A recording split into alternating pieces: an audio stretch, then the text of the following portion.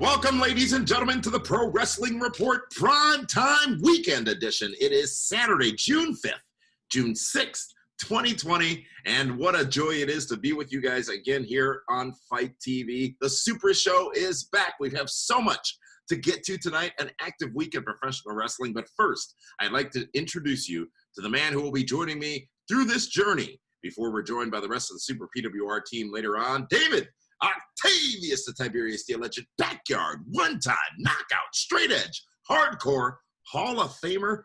David, how has your weekend kicked off? You know what? My weekend has been abso-freaking-lutely tremendous. It's been nothing but... What? Why you got to curse? I said freaking, like frickin'. You know, I did. Same thing, okay? Well, no, I didn't say fucking with an A-W-K. I said freaking. You don't like AEW? I love AEW. I think there's a lot of great guys there. But listen, I'm just talking about the sunshine and rainbows that I've had all weekend so far. It is Pride Month. Sweet. Yeah, exactly. It's been sweet. How does Cousin Jack feel about that? Cousin Jack, he's not celebrating the way he used to, but but he's been having a blast. We should probably leave that right there. David, it's good to be here with you again. What a night of shows over the course of the last 2 nights with Shane Hurricane Helms on Thursday and then again on Friday. You guys be the booked. Tomorrow night's NXT TakeOver. It is Sunday, right? The TakeOver pay-per-view? In your house, right? Who would have thought? In your house, who would have thought that the 90s In Your House would be back with NXT? I just wish they were giving away a house. I wish to bring Todd Pettengill back and give away the house. Well, the housing market isn't, it's super strong right now. So it's definitely a seller's market. So I don't know if they want to do that right now. Strong bow? Yes. Like Tatanka. I'm sorry? Well, Tatanka means hey, how are you? Doesn't it? Yeah, or Buffalo, or it's one of the two. No. It means, hey, how are you? Oh, sweet. Well, I'm great. I'm fantastic, and I cannot wait to see the rest of the group. And we will be joined by Jason Solomon, Linda Kay, Andrew Baydala later on here in the broadcast when we go into the lounge. But before we do that, it is time for this week's top story, ladies and gentlemen. And what a top story it is. Dave, we've been sitting on this one for about a week now. We've been trying to figure out how to address it, what we wanted to say about it, because it took some digestion. But last Friday night on SmackDown, WWE took things to the level of real life. That specifically pertaining to the story between Jeff Hardy and Elias. Now, it is no secret that Jeff Hardy has had some challenges in the past. Some challenges as far as his... You know what? Let's call them what they are. He's had his demons, and every once in a while they come up and they scratch his back a little bit. Right? Let's call it what it is. Jeff Hardy has been arrested for DUI a couple of times. He's been in rehab several times. Of course, no one can forget that Slammiversary match he had. I think it was Slammiversary, whatever it was a TNA pay-per-view match he had with Sting, where he was there physically but was not there mentally. And if you haven't watched that in a while, it is a true testament to the worst outcome in the life of a professional wrestler playing out on television. It occurred on that event. But Jeff Hardy, by his own admission, he has had some challenges. He's been on this show many a time. He's talked about those challenges. But now what has made it different is WWE has capitalized on making a story out of those challenges, as they did last Friday night on SmackDown. If you didn't see, and we saw the follow-up last night on SmackDown, but if you didn't see, the broadcast started off with, Renee Young covering what was seemingly a breaking news story of sorts, with Jeff Hardy having, not Jeff Hardy, but a car that had been crashed, damaged, up against the pole, clearly somewhere very close to the Performance Center in Orlando, Florida, and Elias had been run over by said car. And it would be found that it was Jeff Hardy who was allegedly driving that vehicle and had run over Elias. They treated it very seriously. They tried to make it very real feeling. It didn't come off that way. It was sort of cheesy and hokey, in my opinion, because it was too produced and the car wasn't damaged. Yet the hood was just up, parked on a curb, must have been a rental. But the realism that they were trying to go for emulating was indeed very clear, and that is Jeff Hardy's personal struggle with those demons that you mentioned before. So this was, I had the privilege of watching it on tape delay, if you will.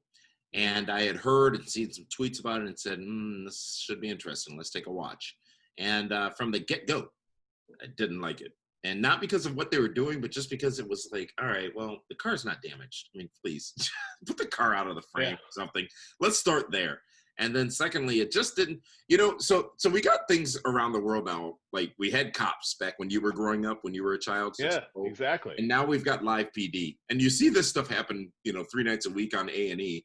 And you can tell when it's real. You can tell when it's not. This was clearly not real because of that factor, even though they tried their best. I give them credit for doing it. There's only so much you can do. But it struck me as just corny and like, if we're going to go there, let's go there right. And let's go there for real. And let's go there with cops that don't have a rusty police car. It's just. But it is Florida. It rains all the time. They're bound to get some rust. And with the overall production of the scene, it seemed very last minute. Yeah. I understand SmackDown was taped earlier in the week or the week prior. Oof, I would have called an audible on that, maybe. You know what I mean? Maybe I wouldn't have had it in the beginning of the show, maybe in the middle. And it just was bad business because the fans love Jeff Hardy. He tried being a heel in TNA. It worked a little bit. He tried being a heel a little bit in WWE. Not so much. Well, let's not forget, he's been brought back with great hoopla and fanfare. They've been making a big deal out of the fact that Jeff is back in WWE after his most recent DUI, by the way. Right, and which they have talked about in the past on TV as well, about his issues in the past and his addictive personality that he has. I get it. It's a different world. Everyone's transparent. We all want to say, well, this is what really happened. Let's just pull back, the curtain and see everything. And we've known Jeff Hardy for quite a long while. Super great guy, just like a super good dude. I know Jeff didn't say, he wouldn't say no. He's like, well, if that's what you guys want, if you think that's good business, yeah, let's do it. Because Jeff will always get over. He'll always sell his merch. The fans will still cheer for him. The kids will still be doing all the dancing and whatnot. Is that Shinsuke? No, it was Jeff Hardy before Shinsuke was Shinsuke. but it just I didn't like it because why do we need that? You know what I mean? There's just no reason. What do you mean by that? Well, when Scott Hall came out as Last Call Hall on Nitro, no one liked seeing him drunk with the fake vomit. That was hilarious. No, that was great. But it was a different time. But no, it was a different time. It was a different time. But Scott Hall doesn't have multiple DUIs. I understand that, but no one liked watching Road Warrior Hawk stumble and fumble and fall for Titantron. Yeah, that was rough. You know what I mean? So I've yet to see an angle where they use the talent with an addictive personality where it ever truly ends well. And now here's the thing. What's the thing? Let's say Cal is 8 years old instead of almost 18. And his favorite wrestler is Jeff Hardy. And now Jeff Hardy looks like there's a car accident. He's stumbling. People on the show have mentioned, well, he's had his troubles in the past, blah, blah, blah. And my 8-year-old Cal goes, well, Dad, what are they talking about? What do you mean, he's had troubles in the past? What do you mean he was drinking and driving? Why? Why do that? I don't want to explain that to my son that loves Jeff Hardy, who just has every Jeff Hardy action figure, every Jeff Hardy shirt, every Jeff Hardy piece of merchandise and memorabilia you can imagine. Let's just say I went to a Comic-Con and I paid $100 to meet Hardy for the full lap and autograph. Well, now my son's favorite wrestler, I have to now explain to him, well, let's be, he's been on the shelf for the last 6 months because he got his 3rd DUI or 4th DUI, and all of a sudden Cal goes on the Google search now. Well, what else has he done? And he sees when, he almost went to federal prison for all the other things he went into. Do the business of WWE, Jeff Hardy, and SmackDown any favors whatsoever. I didn't like it. I don't think they needed. They could have done 100 different things besides that. Now, let's say this. You have said, because you are at times somewhat wise when it comes to the behaviors of others, never meet your heroes. Absolutely. And unless it's H-E-R-R-O. There it is. And I know many of people who have met their heroes, met their idols, met the people they have emulated growing up. And what you just said indeed was the case. It was a disappointment. And that may not be for anything they did. It may simply be the fact that you elevate people sometimes to a level that they cannot live to. Jeff Hardy has had his problems. Hell, Matt Hardy has had his problems. They've both owned up to them. They've both gotten better. The fact that Jeff Hardy got a DUI, there are millions of people in this country who have gotten a DUI. One mistake, one night, I'm fine, I can drive, whatever it may be. That doesn't make a man. Right, but their name isn't Jeff Hardy. That's the problem. It's a valid point. It's a valid point. Whose boss has a 3-strike rule? Well, it depends on what those strikes are and who you are. Right. But, I mean, let's talk about Matt Hardy. Matt Hardy, I love Matt. He was the ultimate train wreck. He was Charlie Sheen before Charlie Sheen was Charlie Sheen train wreck. Yep. To the point where he was about to fake his own suicide on YouTube. Yeah. Look at him now. I mean, he's healthy. Kids, I believe. Beautiful wife, beautiful house, living the dream, still a top draw. He got his life together. Jeff Hardy, he's been very close to accomplishing, getting his life back on track. I'm sure he will. But both guys, you know, the attitude there, they start out when they were young. So there's lots of hills and valleys from that story. But, you know, going back to the thing about Alice watching it, now he's pissed. Well, Dad, forget that. He's obviously, you know, he's troubled. He said, I'm done with Jeff Hardy. Dad, I don't want to watch anymore. And then he leaves the room and turns off the TV. Yeah. You now just lost a viewer, you lost a ticket buyer, and you lost someone that's going to buy your merchandise. Yeah, but you know what? We have to be fair. We don't know where this is going to end up. We don't know what the they're cleaning it up as they did last night. But it's still. But what if the person who watched last Friday was so pissed and so disgusted? What if it's a very ultra conservative parent that says, "Oh no, my son's not watching this. I knew wrestling was bad. I know I've watched that Dark Side of the Ring. See, they're all alcoholics and pill poppers and steroid abusers, and they're all violent. That's it. We're done." So what's the difference? And they don't come back the next week. What's the difference? We've talked about and heard a lot of very legendary people in this business tell us that the more close you can get to a real story in a wrestling storyline, the better off you are. The emotions there. Edge, Matt Hardy, and Lita. Jake That's completely different. That's completely different. That's completely different. How so? Because there is a certain amount of embarrassment, and this might not even be a word. Just like there's something criminality that comes with a DUI. Okay? Nobody, listen. A stigma. Yes, a stigma. If I get pulled over for a DUI, am I going to come on? Right out of it. Well, yeah. I'm not going to want to like tell anybody about it. I'm like, oh, I'm a freaking loser. This is going to cost me between $5,000 and $10,000 just on my first offense. I know that because my brother's an attorney.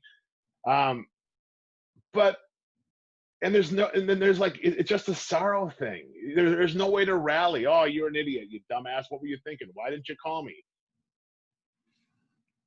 With Matt Hardy, Lita, and Edge, well, that's a different issue. That's pulling on the heartstrings. And just about everybody has experienced heartbreak. You know what I mean? Yeah. So more people can relate with that. People can get behind Matt. Oh my God, Lita, that bitch. I can't believe she did that. Edge is a scumbag. And you want to see Matt, you know, come back, you know, and rise up again and just, you know, either get the girl back, or vanquish his, you know, his enemy. It's kind of hard to have sympathy for someone that has the second, third, fourth, fifth, or sixth DUI. Not saying Jeff has had that many.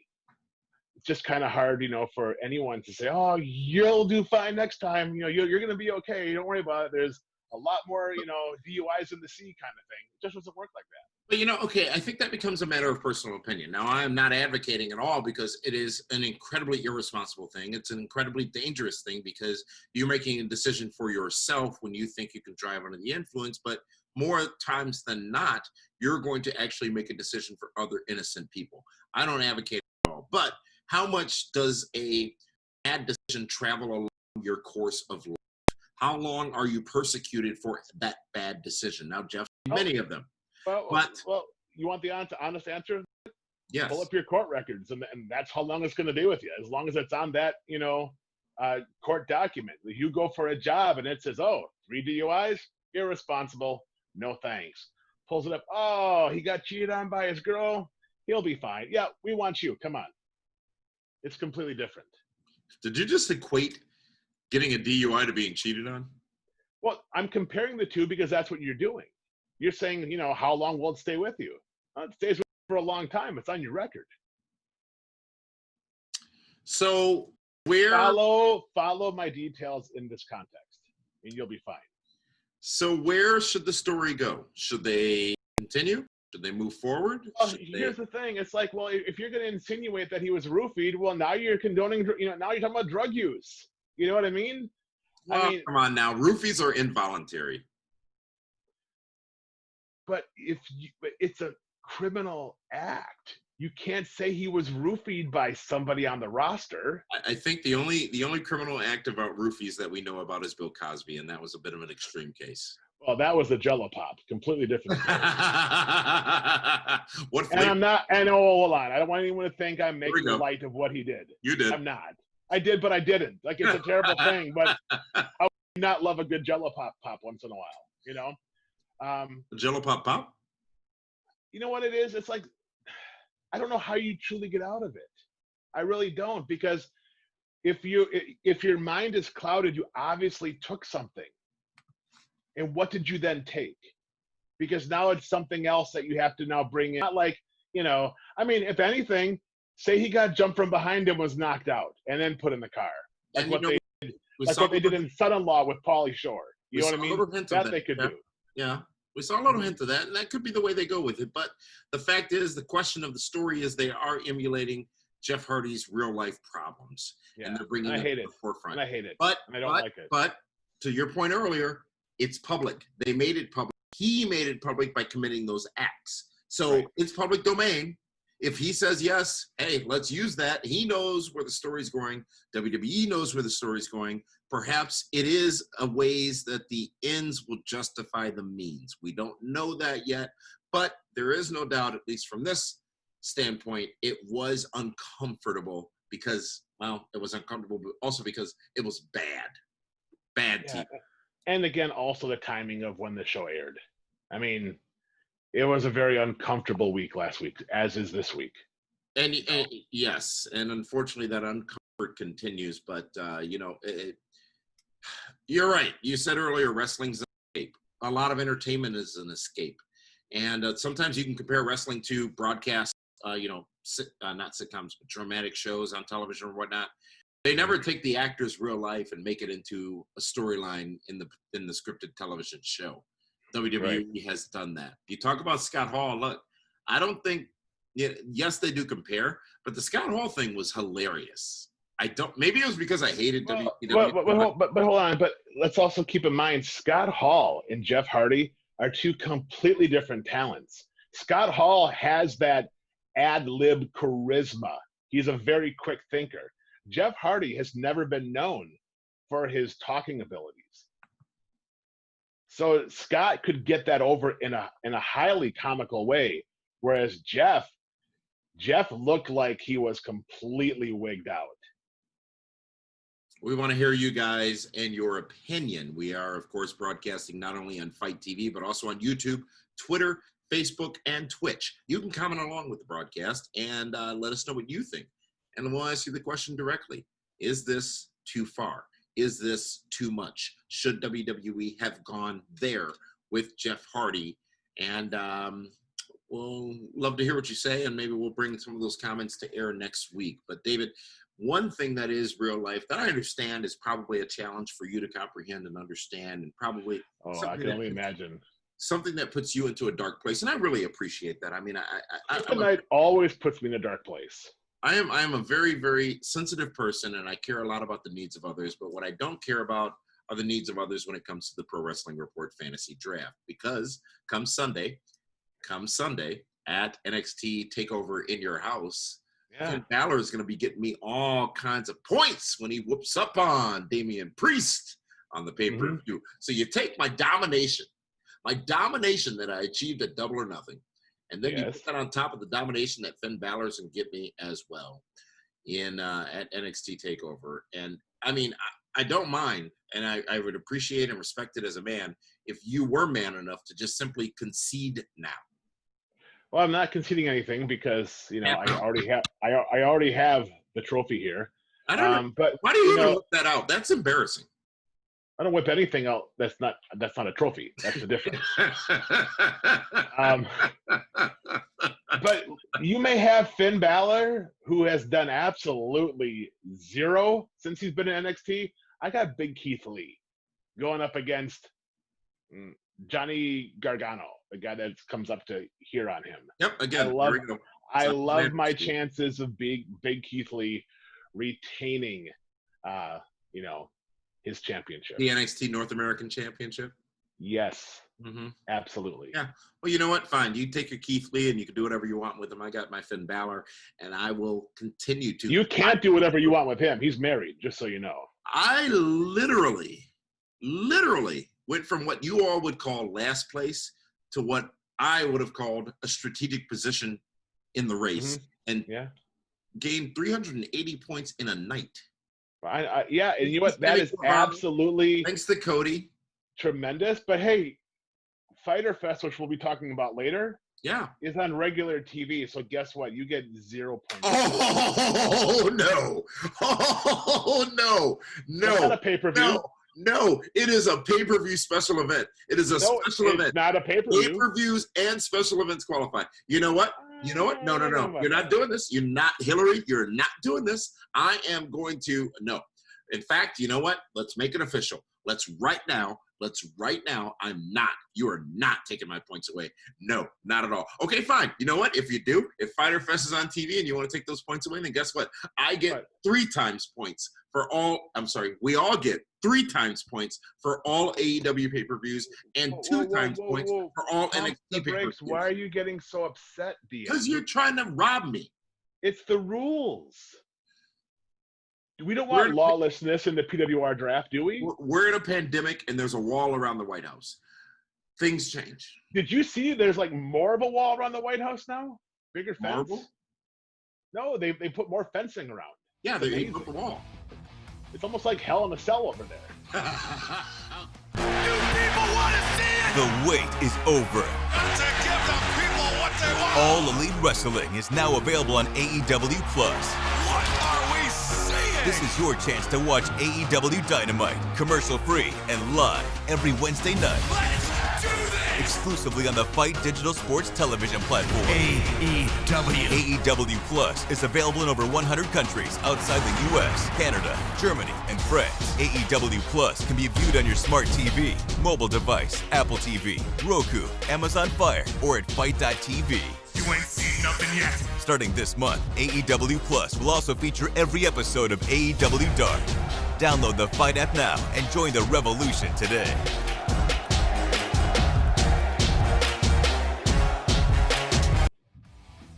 Welcome back, ladies and gentlemen, to the Pro Wrestling Report Prime Time here on Saturday night, June 4th. It is the Super Show, and one of my favorite things about the Super Show is not the bull crap that Meathead just spewed, but, and keep in mind, the more y'all screw me in the draft, the better my win is going to be in just a few months.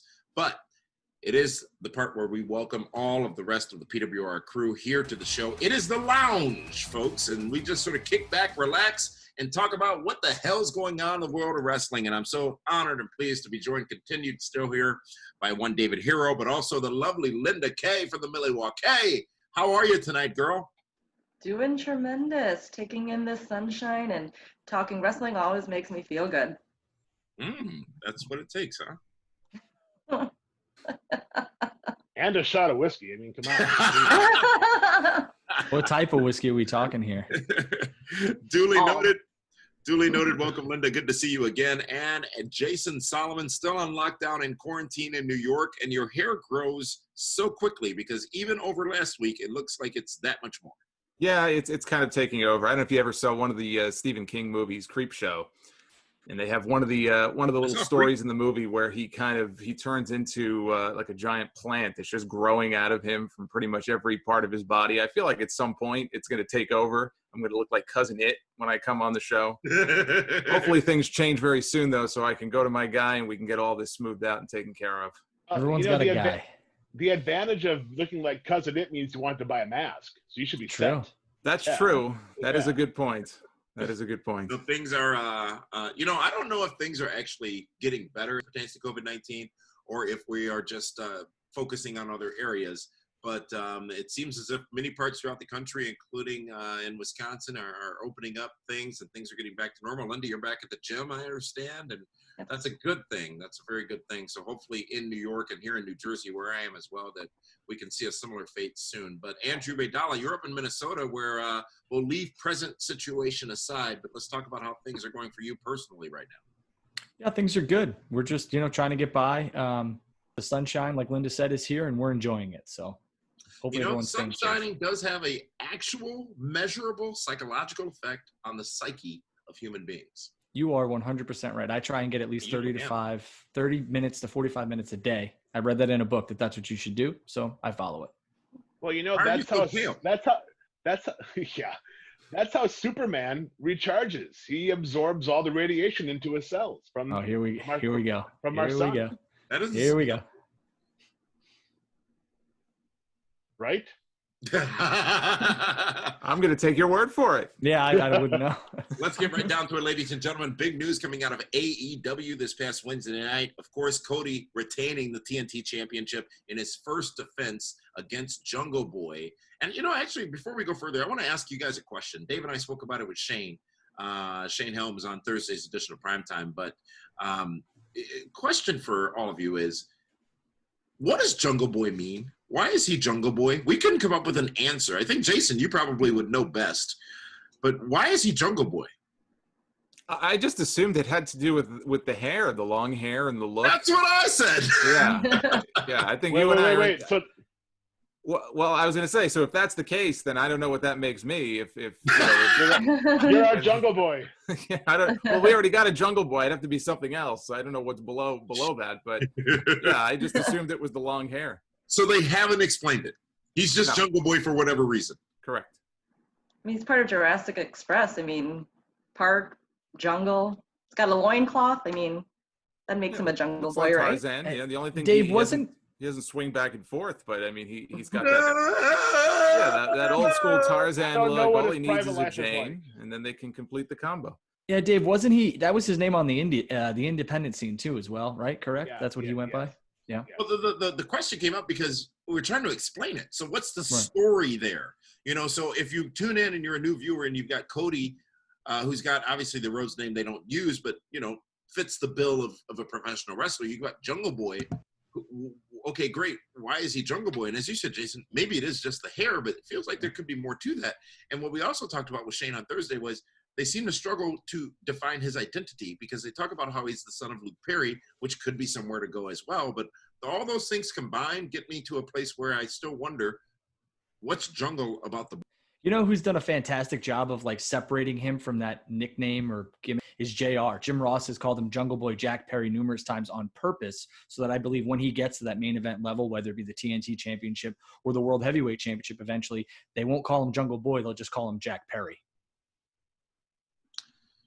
Maybe down the road, but they still need to explain to us. And I made this point on Thursday. But let's be fair. I mean, Luchasaurus wrestles like a dinosaur. I was gonna make the same point. Yeah, you seem very hung up on the idea of Jungle Boy, and yet right next to him is this guy wearing a dinosaur mask. That doesn't seem to bother you. No, he's wearing a dinosaur mask. That makes sense. I don't need an explanation as to why he's called Luchasaurus because he's wearing a dinosaur mask. Jungle Boy just has long hair. So does everyone who has long hair? Sorry, Drew, I know you can't relate. Does everyone who have long hair, they just become automatically, you are Jungle Boy? I suppose so.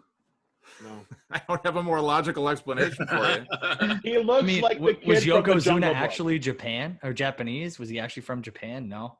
But he looked like it. I didn't need an explanation. There's the point. Here's my point. If I'm the casual fan tuning into AEW and I'm used to WWE, I have explanations. WWE is very, very good at explaining to me why this person is that person. AEW has been very reliant on their existing fan base and the wrestling fans who are in the know. In order for them to expand, and this goes to the Tyson conversation I think we're going to have later on in DWHS, David Hero. This goes to later on. When they secure a new audience, for those who are tuning in out of curiosity for Tyson, what buy-in does the audience have to their characters? Because as much as the characters are not the focal point in AEW, at a point, there will be a point by which they need to expand, or they may want to expand. I don't know if they need to because they've got the financial backing, but they may want to expand beyond their core audience. And in order to do that, you have to create that more emotional investment in the people and the story, not just the tremendous action that we see bell to bell. To the casual fan, you want to see gimmicks, you want to see good guys, bad guys. And honestly, if I just tuned in, never watching AEW and saw Jungle Boy, I would like that. You want characters, and I don't necessarily need an explanation. I see he's got the look, he's got the hair, again, the loincloth, he's high flying and part of a faction called Jurassic Express. So I think he totally fits that mold for the casual fan to really buy into. Yeah, I think the superhero gimmick kind of limits them. whether it be male or female. Whoa! Pump the brakes. Superheroes are never limited. I'm just saying, like Duke the Dumpster Drosy was a, He was not a guy. superhero. I understand. I'm just saying, like even Shane Helms is the Hurricane. I thought Shane Helms was at his best, but it limits your potential as being just. He beat The Rock as a superhero, as the Hurricane. Yeah, as Gregory Helms, he couldn't beat The Rock. All right, well, let's leave that behind, folks, and let's go to our first topic here in the lounge, our second topic now, but our first scheduled topic, and that is AEW announcing this past Wednesday night on Dynamite that Fyter Fest, indeed their biggest event of the summer, as they call it, will be taking place on TNT, replacing Dynamite over the course of 2 weeks, July 1st, July 8th, and it is no longer a pay-per-view event. They're giving back to the audience. And this event will be, as I said, on TNT, and apparently it's going to feature two big-time matchups. Jon Moxley defending his championship against Brian Cage, and the anticipated matchup between Mike Tyson and Chris Jericho. They're giving this one away on free TV. Dave, I mean, we talked about it a bit Thursday, but let's give us your summarized statements here for Saturday. I'm confused. Why must they give something back to the fans? They've only had to pay for 2 shows so far this year. You know what I mean? I don't think something back. They've had 2 pay-per-views. That's been it. It's not like it's every month and like, oh, for the last 6 months you've been supporting us. We want to give